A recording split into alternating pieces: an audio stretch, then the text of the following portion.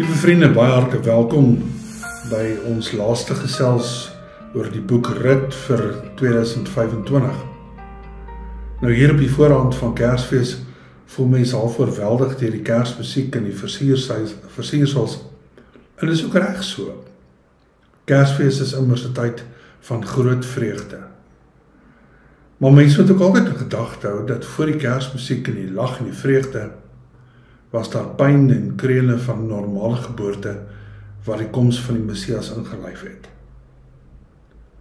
So as dit nie vir jou in hierdie tyd soos Kersfees in jou hart voel nie, moenie moed verloor nie. Kersfees gaan nie net oor liggies nie, pyn en is diep verweefd in Kerstyd. En nou se seer beteken nie daar's nie ook hoop nie. Nou ons het laasweek gesels oor die groot ondertoon in die boek Rit, toevalligheid, so amper in die loop van gebeure. En een van die vrae waaroor ons sê het ons 'n bietjie verder moes dink, was die vraag, hoe lyk God se teenwoordigheid in die toevalligheid van my en jou lewe? So kom ons kyk nou vandag na die volgende toneel in Rit se lewe en hoe hierdie toevalligheid van hoofstuk 2 uitspeel. Maar kom ons bid eers saam. Hemelse Vader, baie dankie dat te midde van die liggies en die vrede en die opwinding en die uitsien na Kerstyd ons ook kan weet, U is nie net die God van helder oomblikke en groot vreugde nie, maar U ontmoet vir ons waar ons ook al is.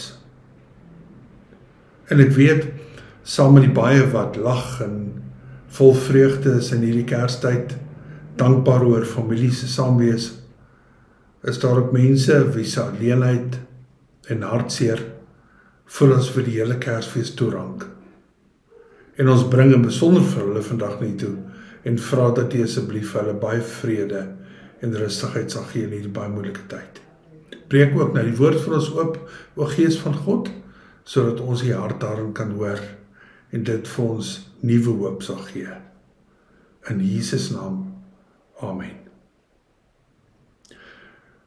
Lees saam my Rit die 3de hoofstuk. Rit se skoonma Naomi het vir haar gesê, my dogter, dit is my verantwoordelikheid om vir jou 'n heenkomer te soek sodat dit met jou goed sal gaan. Kyk, Boas saam met wie se werksters jy gewerk het, is mos familie van ons. En hy dors vandag gars op die dorsvloer. Was jou, maak jou mooi, trek jou netjies aan, gaan die dorsvloer toe. Moenie dat hy gewaar voor hy klaar geëet en gedrink het nie. Wanneer hy gaan slaap, sorg dat jy weet waar hy gaan lê. Dan gaan jy so toe, kruip by sy voete en hy sal jou dan sê wat jy moet doen. Toe antwoord Rit, ek sal doen wat jy gesê het. Sy het in die dorsvloer toe gegaan en alles gedoen wat haar skoonma vir haar gesê het. En nadat Boas geëet en gedrink het, was sy baie vrolik en het langs die miet gaan lê. Rit het toe stilletjies gekom, sy voete oopgemaak en by sy voete ingekruip. Toe in die middel van die nag wakker skrik en omdraai, was sy baie verbaas toe hy 'n vrou by sy voete gewaar. Hy vra toe, wie is jy? En sy antwoord, ek is Rit. Ek is van U afhanklik. U is my losser. Neem my tog onder die beskerming. Hy sê toe, mag die Here jou seën, my dogter. Wat jy nou doen, naamlik dat jy agter geen jong man, arm of ryk aanloop nie, is baie beter as die liefde wat jy in die begin aan jou skoonma bewys het. Moet dan nie verder bekommerd wees, my dogter. Alles wat jy my vra sal ek doen, want al die mense weet jy 'n goeie vrou is.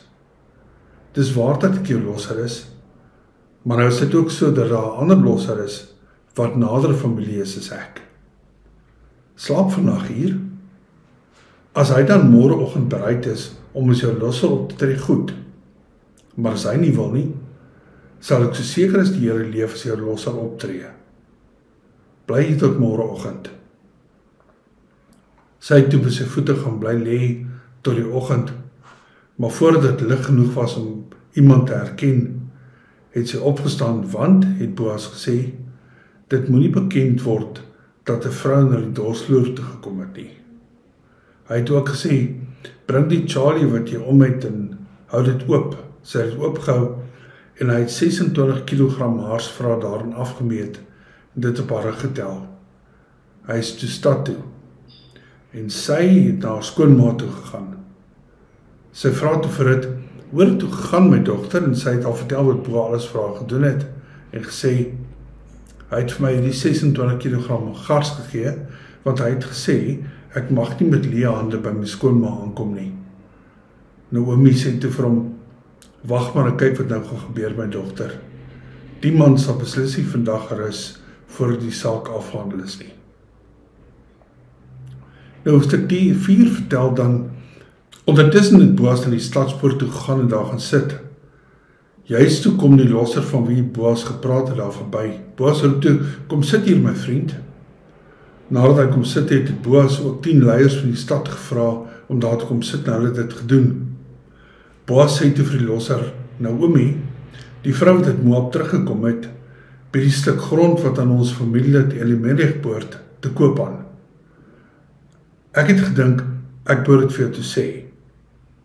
Koop dit nou in teenwoordigheid van almal wat hier sit en voor die leiers van die volk. Indien jy bereid is om as losser op te tree, doen dit dan. Maar indien nie, sê dit vir my dat ek weet, want ek is na jou die volgende een wat die lossersreg moet uitoefen. Hy antwoord toe, ek is bereid om as losser op te tree. Daarop sê Boas, wanneer jy die stuk grond van Naomi koop jy terselfdertyd vir Rut, die Moabitiese weduwee, sodat die grond in die oorledene se familie bly. Die losser sê toe, in daardie geval sal ek my reg om as losser op te tree laat vaar, want anders sal dit beteken dat my eie eiendom in gevaar kom. Tree jy nou maar as losser op, want ek sien nie meer kans daarvoor nie. In Israel was dit gebruiklik by die lossingsprosedure of by die ruil van enige eiendom, dat die een party 'n skoen uittrek en die ander party gee. Dit was die manier waarop die bekragtiging van 'n transaksie in Israel plaasgevind het. Die losser sê toe vir Boas, jy kan hom maar koop. En die losser het sy skoen uitgetrek. Hierop sê Boas vir die leiers en almal teenwoordig, julle is vandag getuies dat ek alles wat aan Elimelech en Kilion en Maglon behoort van Naomi gekoop het. En dat ek ook die Moabitiese vrou Rut, die weduwee van Maglon, vir my as vrou gekry het. So sal die grond in die oorledene se familie bly en sy nagedagtenis nie vergeet word in die volkslewe nie.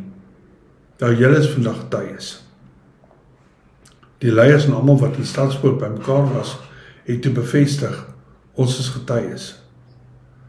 Mag die Here die vrou wat nou in jou huis inkom, soos Rachel en Lea maak, wat saam gebou het aan die volk Israel. Verwerf aansien in Efrata en maak naam vir jouself in Bethlehem. Mag die nageslag wat die Here jou uit hierdie jongvrou sal gee, wees soos die van Peres, wat deur Tamar vir Juda in die wêreld gebring is. Boas het toe met Rut getrou, en hy het gemeenskap met haar gehad, die Here het al laat swanger word, en Rut het 'n seentjie in die wêreld gebring. Nou die laaste bedryf van Rut se vertelling is 'n meesterstuk in verlossing. Persoonlik, vir die gemeenskap, en uiteindelik vir die hele wêreld. Naomi wat die potensiaal en karakter van Boas geken het, en Rut se veiligheid en toekoms wou verseker, bedink 'n plan. Daar in Rut 3 vers 3 lees ons, was jou, maak jy mooi, trek jou netjies aan, gaan die dorsvloer toe. Want die dorsvloer, die plek waar die oes gevier word, is ook 'n plek vir geleentheid en kwesbaarheid. Die toenadering waarmee Rut vir Boas benader, getuig van dapperheid, maar ook nederigheid. Sy wag tot Boas lekker gekuier het, en toe hy vasslaap, gaan kruip sy by sy voetnet in en gaan lê daar, 'n simboliese gebaar wat haar eie kwesbaarheid bevestig en om beskerming vra. Beroep haar daarmee op die familieverlosser, die Goël beginsel, waarvan ons in Levitikus 25 en Deuteronomium 25 lees. Wanneer Boas die nag wakker word, skrik hy toe Rut vra, toe hy vra, wie is jy? En sy sê, ek is Rut. Ek is van u afhanklik. U is my losser. Neem my tog onder u beskerming, Rut 3 vers 9. Nou die frase echo eintlik die vroeë narratief van God se vlerke. So Rut vra vir verbondsorg en beskerming. Boas is half in die veld geslaan, reageer met beide bewondering, maar ook sensitiwiteit. Hy sien nie net 'n kwesbare jong meisie wat hy kan gebruik nie. Haar toewyding aan Naomi en haar hardwerkendheid sê baie oor haar menswees. En nou doen sy hom eer aan. Sy kon immers 'n jong man opgesoek het, maar het gaan duidelik nie vir haar net oor ouderdom en geld nie, vers 10. So Boas se toewyding is duidelik. Alles wat jy me vra, sê daar vers 11, sal ek doen, want al die mense weet dat jy 'n goeie vrou is. Maar Boas beskerm haar en homself deur aan te dring dat die regte kanale gevolg moet word. Want daar is 'n ander familielid wat eerste aanspraak het op Elimelech se nalatenskap. Maar moenie bekommerd wees, sê Boas. Ek sal self daardie proses dryf. Nou om homself en Rut te beskerm, moet hy deursigtigheid verseker. Maar ek sê dit so half tong in die kies, want hy doen dit op 'n, hoe kan ek dit nou mooi stel, op 'n vindingryke manier.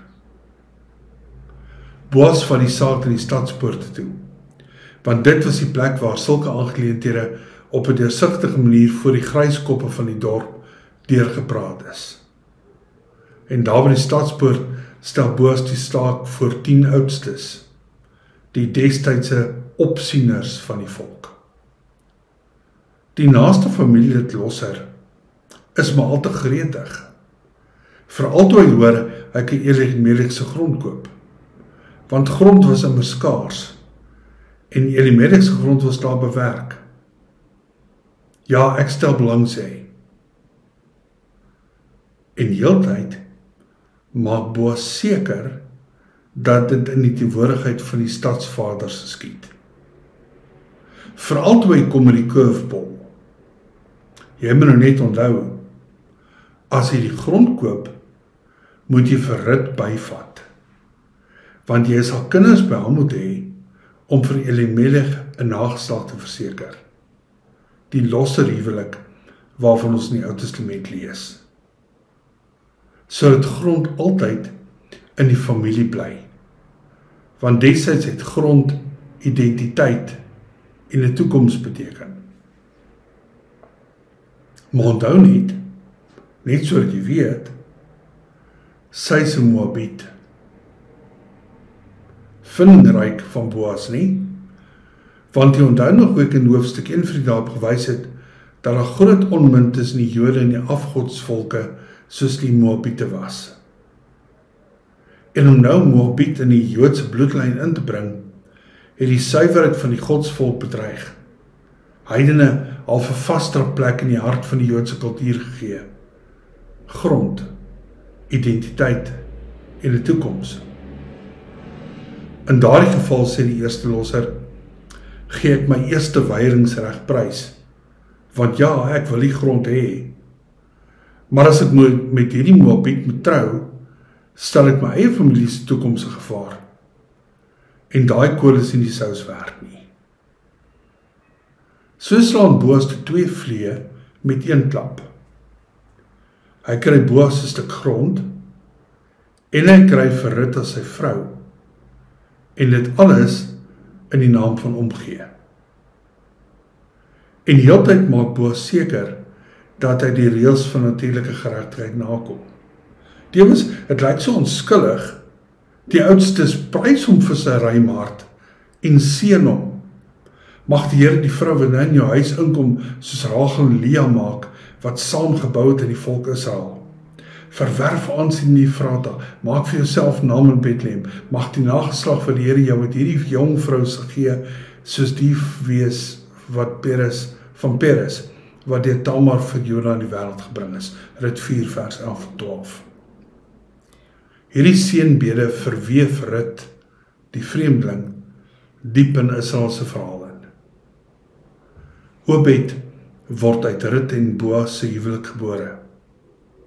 Wat, sê vers 17, haar buurvrou die naam Obed gee.